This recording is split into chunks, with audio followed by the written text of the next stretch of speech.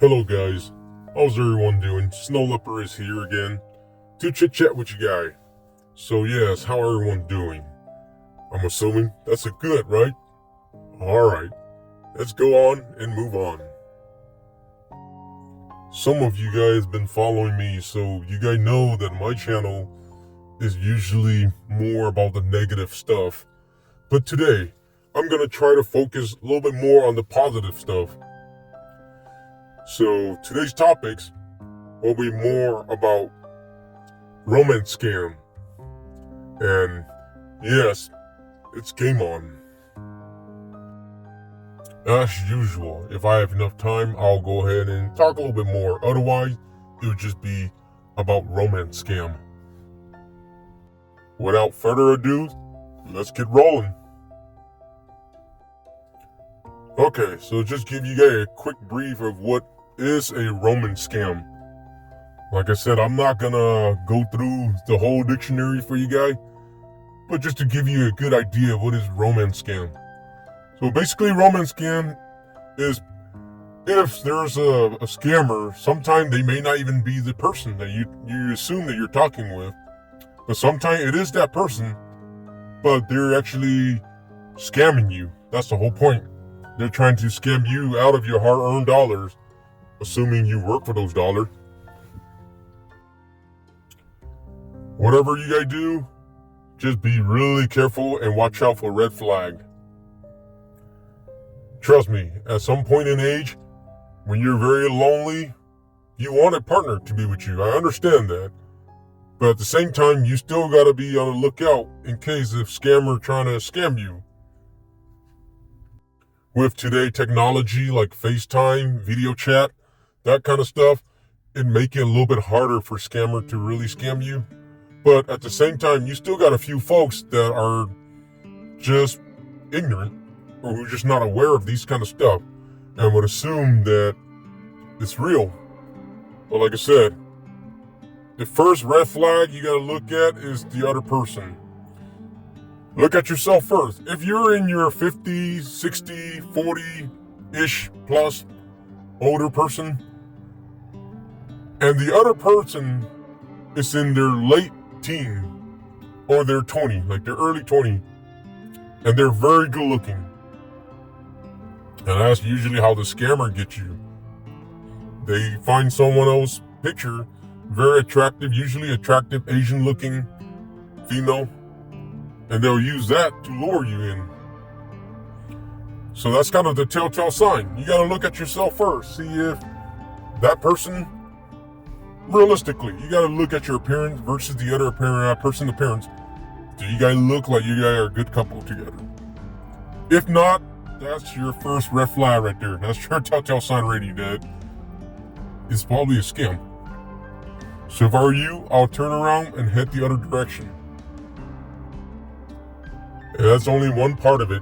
Just to give you a heads up, this scammer can come in all shape and form. So not just attractive Asian looking girl. Sometimes they even have attractive, a very, very attractive looking European girl too. Or even blondies. White girl. I love it. Yes, white girl. So yes, like I said, that is your first telltale sign.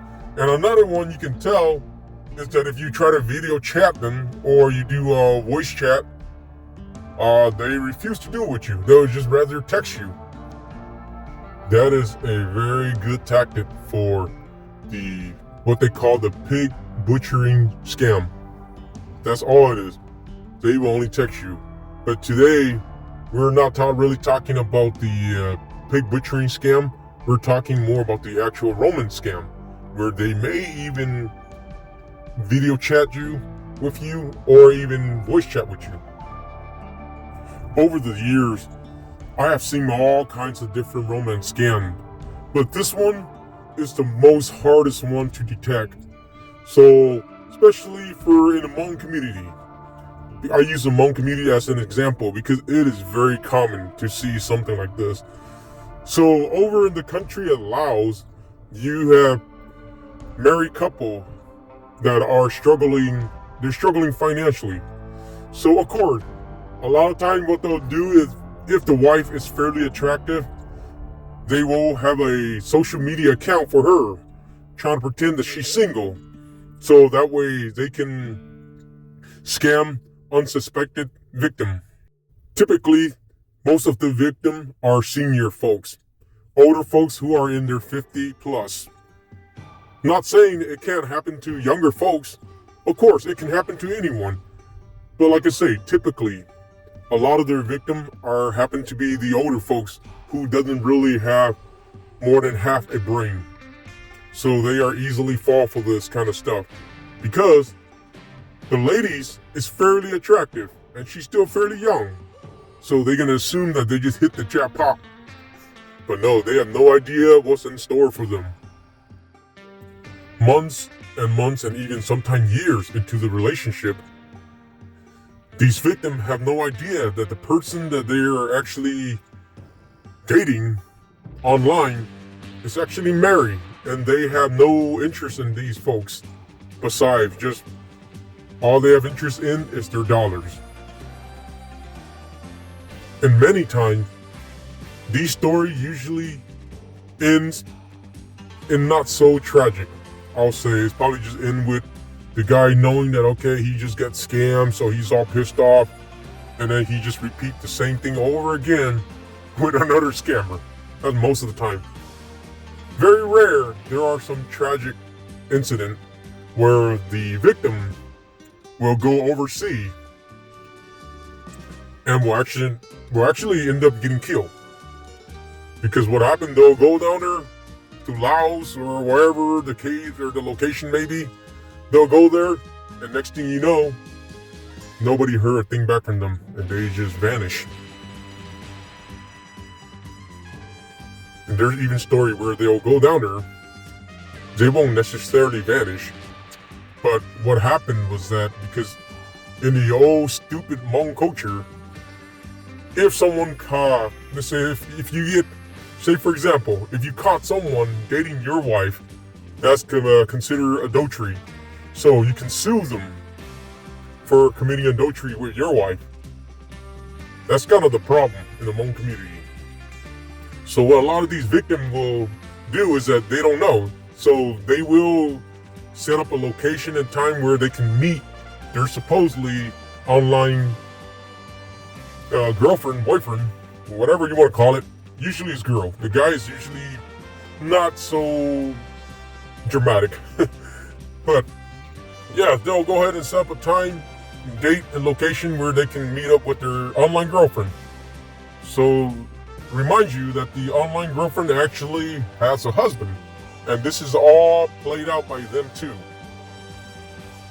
Usually it's involved more than one person. So what they'll do is they'll go to the location, but they'll have the husband wait outside while the wife will pretend to go inside and meet up with the victim. And then next thing you know, they just bust right through the door and say, hey, you are committing adultery with my wife. And there you go. You just got sued for a lot more money. And because for us people who go overseas, most of the time, I'll say majority of the time, probably all the time, when we go to a different country, we are considered a foreigner. So the law is not always in our favor. So most of the time we don't want any problem. We'll just pay up and leave. You know, better to come back alive than come back dead. But most of the very common situation or story that I heard about this type of situation, a lot of the common ones are pretty much just where the victim will show up to, say he'll let his girlfriend, his overseas girlfriend, know that, okay, he's coming this time and date, so please pick me up at the airport. And what will happen is that when he showed up to that country, the girlfriend phone line will just be disconnected. That's the very, very common one. So now it will just leave that guy confused, like, what is going on here? Oh yeah, I just got scammed. And I told you, why kid you not? Majority of the time, these guys don't learn. They still repeat the same thing over and over and over again. And that's what makes it very interesting. Because if they don't keep doing this, we'll have nothing to talk about. And I'm laughing not because I'm being mean. I'm just laughing because these guys just never learn. That's why I'm laughing. Because at some point you gotta just stop and just back up a little bit and say, okay, what's wrong? What did I do wrong? You gotta ask yourself that kind of question. You can't just keep going. That's the definition of insanity. You just keep going with doing the same thing over and over and over and expecting a different result. Come on, man. Let's get real here.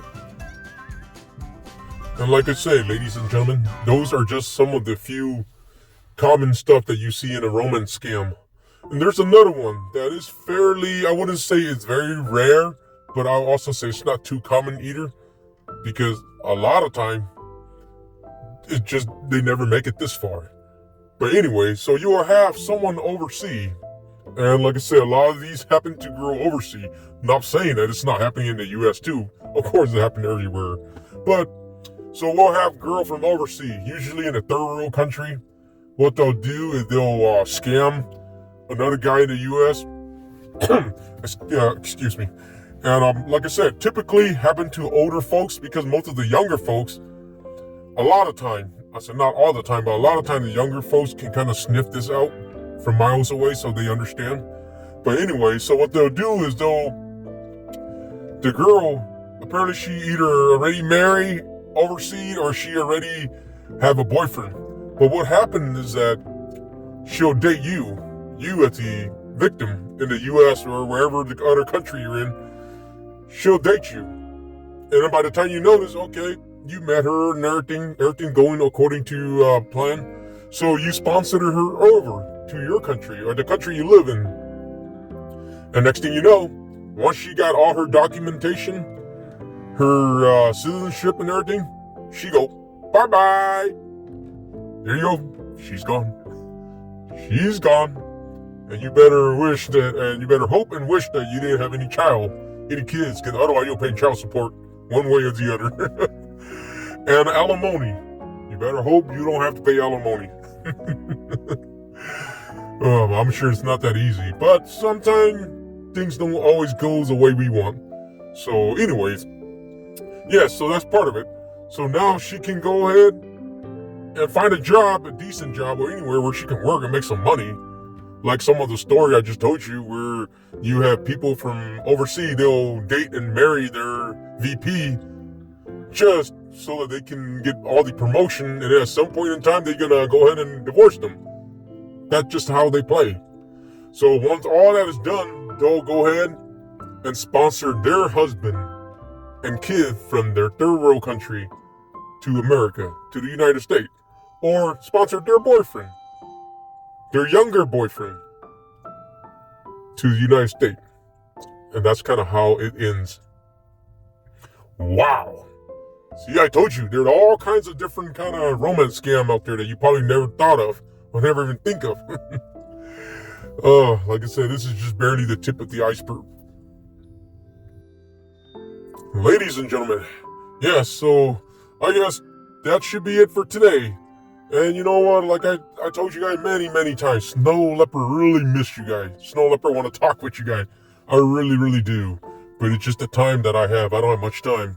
So, and I don't want to bore you guys to death. Just keep talking. So sometime I have to change the topics a little bit. But anyway, tomorrow or whenever I have time, we'll go ahead and chit-chat on a different topics.